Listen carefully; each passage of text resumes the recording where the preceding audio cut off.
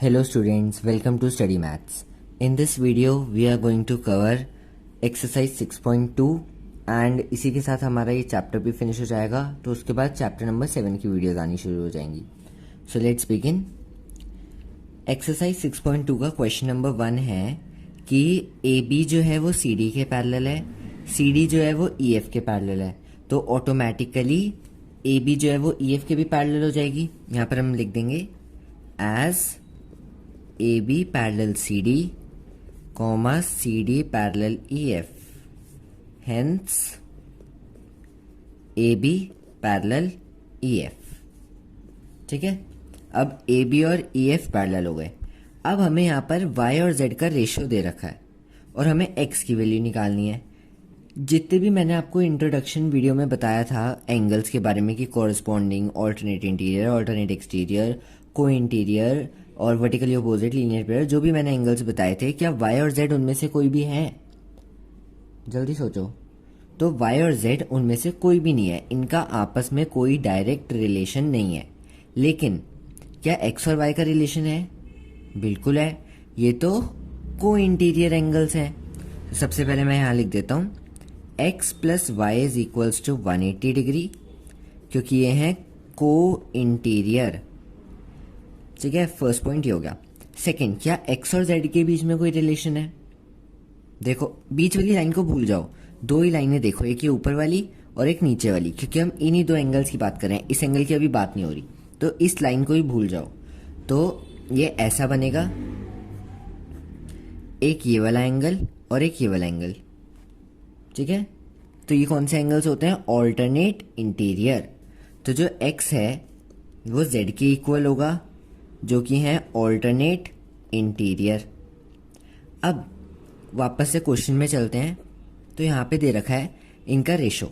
तो रेशो का क्वेश्चन मैं एक आपको ऐसा करवा चुका हूँ, तो उसमें मैंने क्या बताया था, इसमें हम लेट करते हैं y is equals to 3x, z is equals to 7।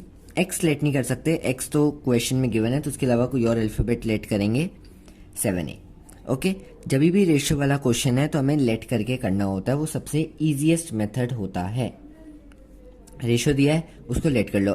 y के कॉरेस्पॉन्डेंस में 3 है, तो y जो है वो 3a के इक्वल, z के कॉरेस्पॉन्डेंस में 7 है, तो जो z है वो 7a के इक्वल। अब x जो है वो z के इक्वल है, तो हम यहाँ पर लिखेंगे put x is equals to z, ये equation 1 in equation 1। First equation में ये वैल्यू पुट कर दो, तो ये बना z plus y is equals to 180 degree, और z और y की हमारे पास वैल्यू है 3a एंड 7a, तो ये 7a plus 3a is equals to 180, 10a is equals to 180, a की वैल्यू हमारे पास आ जाएगी 18। ठीक है, ये मल्टीप्लाई है, उधर जाके डिवाइड, तो a आ गया 18। अब a 18 आ गया तो हम y और z की वैल्यूज निकाल लेंगे। y कितना है? 3a, that is equals to 3 into 18, जो हो गया 54। z is equals to 7a, 7 into 18, that is equals to 126।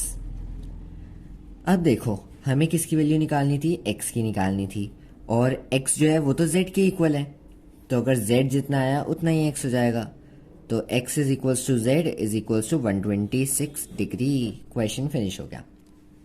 Okay, ऐसे क्वेश्चन में हमने पहले रिलेशन फाइंड करना था कि y और z के बीच में कोई रिलेशन नहीं था, लेकिन x का रिलेशन दोनों के साथ था, x का y के साथ भी था, x का z के साथ भी था। तो हमने वही किया, पहले x y का रिलेशन लिखा, फिर x और z का रिलेशन लिखा, फिर दोनों को आपस में कंपेयर किया, x की जगह z डाल दिया, क्योंकि इन दोनों की वैल्यूज हमें दी हुई थी, रेशियो दिया हुआ था, तो उसको सॉल्व करके हमारे पास आंसर आ गया। नेक्स्ट क्वेश्चन नंबर 2 देखते हैं। इसमें बोला है ए बी और सी डी पैरेलल है, ई एफ जो है वो परपेंडिकुलर है। परपेंडिकुलर मीन्स यहाँ पे 90 डिग्री बन रहा है, और जी ई डी ये जो पूरा एंगल है ये 126 डिग्री है, पूरा बोला है। ठीक है, ये 90 है लेकिन ये पूरा मिला के 126 डिग्री का है। हमें 3 एंगल्स फाइंड करने हैं। सबसे पहला angle A G E find करना है, तो ए जी ई कौन सा है? ये वाला। अब आप ध्यान से देखो, ये दो पैरेलल लाइन, बीच में ये ट्रांसवर्स, एक एंगल अंदर की तरफ लेफ्ट साइड में, एक एंगल अंदर की तरफ राइट साइड में, तो ये दोनों तो आपस में इक्वल होंगे। तो angle A G E is equals to angle G E D. A G E की वैल्यू हमारे पास आ जाएगी 126, और ये क्यों है? क्योंकि ये ऑल्टरनेट इंटीरियर है। ठीक है, ये सारे याद होंगे तो आप कोई भी क्वेश्चन इजीली कर लोगे। ये आपको याद नहीं होंगे कि कौन सा एंगल कैसा होता है, तो थोड़ी सी मुश्किल आपको होने वाली है। ठीक है, चलो फर्स्ट पार्ट हो गया फिनिश। सेकेंड पार्ट देखते हैं। जी ई एफ की वैल्यू निकालनी है। जी ई एफ, ये छोटा वाला एंगल जो अभी मैंने शेड किया, ठीक है, इसकी हमें वैल्यू निकालनी है। ये तो देखो, इसमें कुछ भी ऐसा सोचने की जरूरत नहीं है कि ऑल्टरनेट इंटीरियर होगा या लीनियर पेयर होगा। ये तो सिंपल क्वेश्चन है। जब पूरे की वैल्यू 126 है और इतने हिस्से की वैल्यू 90 है, तो जो बचा वो ये होगा। तो यहां पर लिख देंगे angle G E F is equals to, ये जो जी ई एफ है, ठीक है, ये कैसे बन रहा है? इस बड़े वाले में से जी ई डी में से माइनस कर देंगे एफ ई डी को, तो हमारे पास ये बन रहा है। क्योंकि हमारे पास इन दोनों की ही वैल्यूज हैं, तो हमने इस तरीके से इसको रिप्रेजेंट कर दिया। जी ई एफ इतना सा पार्ट था। ये कैसे बन रहा है? हमारे पास ये वाली वैल्यू है और ये वाली वैल्यू है, तो इसी के अकॉर्डिंगली हमने इसका आंसर लिखा कि ये जी ई डी जो सबसे बड़ा पार्ट है, that is equal to 126 degree. इसमें से इस छोटे वाले हिस्से को हटा दो 90 डिग्री, तो हमारे जी ई एफ की वैल्यू आ जाएगी। तो angle G E F is equals to 36 degree. ये फिर देखो, यहाँ पे 90 डिग्री ये बना हुआ है, ठीक है, और ये पूरा हिस्सा जो है वो 126 है। हमें इतने हिस्से की वैल्यू निकालनी है। पूरे का दिया है और उसका थोड़ा सा पार्ट भी दिया है, तो जो बचा वो निकालना है। जैसे मान लो एक सर्कल है, ये मैंने बोल दिया सर्कल में टोटल 100 है जो भी है, और इतना जो एरिया है इसमें 80 आ गए, तो बचा हुआ निकालना है ये शेडेड पोर्शन। तो आप कैसे निकालोगे? टोटल में से इसको माइनस कर दोगे। वही सेम हमने यहाँ पर किया। ओके, बस ये जो लिखने का तरीका था वो थोड़ा सोचना था कि कौन सा एंगल का नेम कैसे करना है। थर्ड पार्ट स्टार्ट करते हैं। किसकी वैल्यू निकालनी है? F G E. F G ई बीच वाला एंगल होता है, बीच वाला एंगल निकालना होता है। ठीक है, एफ जी ई बोला है तो बीच वाला निकालना है। एफ नहीं निकालना, ई नहीं निकालना। ठीक है, बहुत बार मैंने ये बात बताई है। बीच वाला एंगल ध्यान देना होता है। जैसे यहाँ पे जी ई एफ था तो ई वाले की वैल्यू निकाली, यहाँ पर ए जी ई था तो जी वाले की इस साइड की वैल्यू निकाली। अब एफ जी ई इस अंदर वाले की वैल्यू निकालनी है। ये देखो straight line, straight line means linear pair. Straight line जैसी दिखे सोच लो लीनियर पेयर यूज होने वाला है। तो ये बनेगा एंगल प्लस प्लस आएगा ना लीनियर पेयर में, plus angle A G E is equals to 180 degree linear pair. A G E की वैल्यू पता है, तो एफ जी ई प्लस ए जी ई हमने निकाला था 126 इज इक्वल्स टू 180। तो angle F G E is equals to 180 minus 126। F G E की value हमारे पास आ गई, कितनी आई? 54 डिग्री। फिनिश। चलो क्वेश्चन नंबर 3 स्टार्ट करते हैं। इस क्वेश्चन में आपको एक हिंट बोला है कि आपको यहां से लेकर एक लाइन ड्रॉ करनी है, और इसका नाम मैंने दे दिया यू। ठीक है, यहाँ पे पॉइंट का नाम यू दे दिया। ये आपको क्वेश्चन में हिंट दिया है। अब इसकी ज़रूरत क्यों पड़ी? क्योंकि हमें इस वाले एंगल की वैल्यू निकालनी है, Q R S. Q R S अंदर की तरफ इसकी वैल्यू निकालनी है। अब अगर हम ये लाइन ना बनाते तो हम कैसे निकाल सकते हैं इसकी वैल्यू? हमें इसके आसपास की ज़रूरत होगी, क्योंकि ये देखो इसके आसपास ये जो है इन दोनों का आपस में कोई रिलेशन नहीं है, इन दोनों का आपस में कोई डायरेक्ट रिलेशन नहीं है। तो इस वजह से हमें क्वेश्चन में थोड़ी सी मॉडिफिकेशन करनी पड़ी, क्वेश्चन को मॉडिफाई करना पड़ा अपनी नीड्स के अकॉर्डिंग। हमें ज़रूरत थी इस लाइन की, तो इसलिए हमने बनाया, और इसीलिए एनसीईआरटी बुक में ये हिंट दे रखा है कि आर को एक्सटेंड कर दो, ठीक है, एस टी के पैरेलल। तो अब मैं बताता हूँ ये क्या है और क्यों है, ये क्वेश्चन कैसे सॉल्व होगा।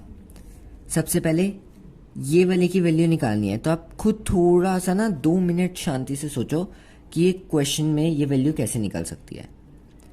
इसकी वैल्यू इसके साथ कोई डायरेक्ट रिलेशन नहीं है, इसके साथ कोई डायरेक्ट रिलेशन नहीं है, लेकिन अगर क्वेश्चन में ये दोनों चीज़ें दी हैं तो इसका मतलब दोनों का ही यूज़ होगा, दोनों का यूज़ होगा। सिर्फ एक को यूज़ करके हम इसकी वैल्यू नहीं निकाल सकते, दोनों का यूज़ करना है। तो अब सोचो, ये जो है इससे हम सिर्फ ये वाला एंगल निकाल सकते हैं, और कुछ है आसपास जिसको हम निकाल सकें? नहीं निकाल सकते। इससे हम ये वाला निकाल सकते हैं, ठीक है, ये निकाल सकते हैं ये दोनों। अब अगर ये दोनों निकल गए तो ये तो स्ट्रेट लाइन है, इसीलिए हमसे स्ट्रेट लाइन बनवाई थी। तो स्ट्रेट लाइन पे ये लीनियर पेयर, दो की वैल्यू हमें पता होगी, तीसरे हम निकाल लेंगे। तो अब स्टार्ट करते हैं। सबसे पहले एंगल पी क्यू आर जो 110 डिग्री है वो किसके इक्वल होगा, इसके इक्वल होगा। इस एंगल को मैंने 1 नाम दे दिया, इसको 2 दे दिया।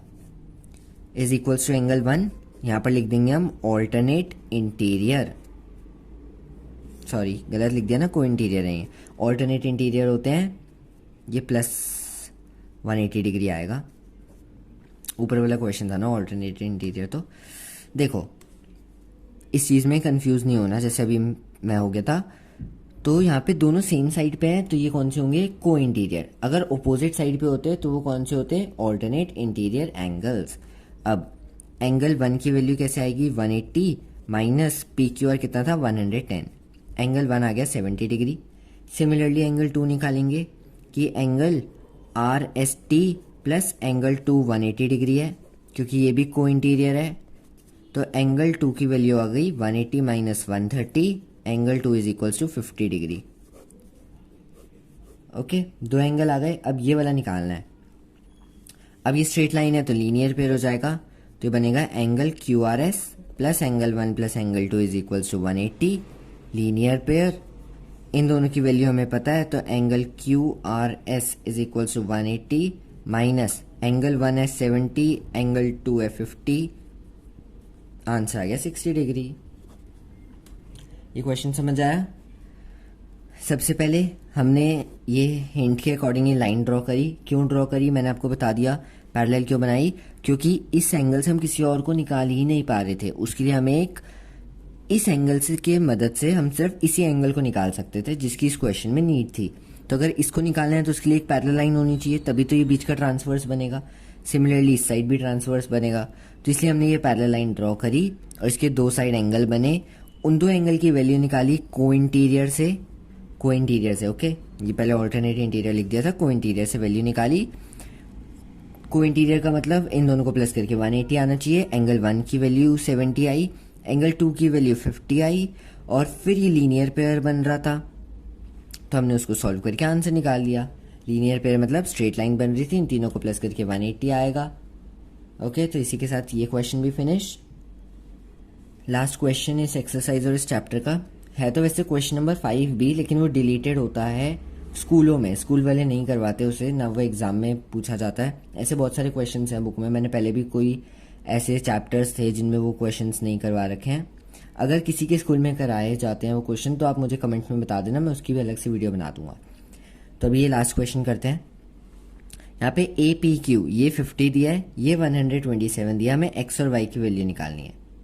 ओके, सबसे पहले तो ये देखो दो पैरेलल लाइन, बीच में ट्रांसवर्स, ये भी अंदर की तरफ ये भी अंदर की तरफ, लेकिन ये ऑपोजिट साइड पे है। एक लेफ्ट साइड है लाइन के और एक राइट साइड है। तो ये तो बहुत ईजी था, एक्स की वैल्यू तो यूं ही निकल जाएगी। ओके, एक्स निकल जाएगा 50 degree is equal to x, क्योंकि A P Q angle A P Q is equal to x, क्योंकि ये है ऑल्टरनेट इंटीरियर। ऑल्टरनेट इंटीरियर थे तो हमारी एक्स की वैल्यू आ गई 50 डिग्री। लास्ट वाई की वैल्यू निकालनी है। वाई की वैल्यू के लिए ये चैप्टर का लास्ट क्वेश्चन है, लेकिन इसमें एक नया टॉपिक है, इंपॉर्टेंट टॉपिक, जिससे और भी क्वेश्चंस बन सकते हैं। तो वो टॉपिक ये है कि अगर एक ट्राइंगल बना होता है और उसके एक्सटर्नल पे एक एंगल है, जैसे मान लो ये एंगल 100 डिग्री का है, तो इसके साथ वाला नहीं, बाकी जो ट्राइंगल के दो एंगल बचे इन दोनों का सम भी 100 डिग्री आएगा। ओके, ये एक बहुत इम्पॉर्टेंट है इस चैप्टर के लिए, इस क्वेश्चन के लिए, क्योंकि पूरी बुक में ऐसा एक ही क्वेश्चन दिया है, इस चैप्टर में एक्सरसाइजेज में ऐसे एक ही क्वेश्चन दिया है, लेकिन एग्जाम में ये बहुत चांसेस होते हैं कि इस कंसेप्ट का क्वेश्चन आ जाए। ये वाला इसमें कंफ्यूज मत होना, इसके साथ वाला तो लीनियर पेयर से निकलता है। इन दोनों अपोजिट इंटरनल एंगल्स का सम एक्सटर्नल एंगल के इक्वल होता है। वही अब हम यहाँ पर यूज करेंगे कि 127 जो है वो किसके इक्वल होगा, एक्स प्लस वाई के। यहाँ पर हमें लाइन लिखनी होगी कि sum of internal angles of a triangle is equal to the external angle of triangle भी आगे लिख देंगे, ठीक है। रीजन देना होता है ना हर बार। अब देखो 127 इज इक्वल्स टू एक्स की जगह 50 आया था प्लस वाई, तो वाई की वैल्यू आ गई 127 डिग्री माइनस 50 डिग्री, तो वाई हमारा कितना आ जाएगा 77 डिग्री। इसी के साथ ये चैप्टर फिनिश हो गया है। तो चैप्टर 6 आपका फिनिश हो चुका है। अगर ये चैप्टर अच्छे से क्लियर हुआ है तो वीडियो को लाइक करो और चैनल को सब्सक्राइब करो।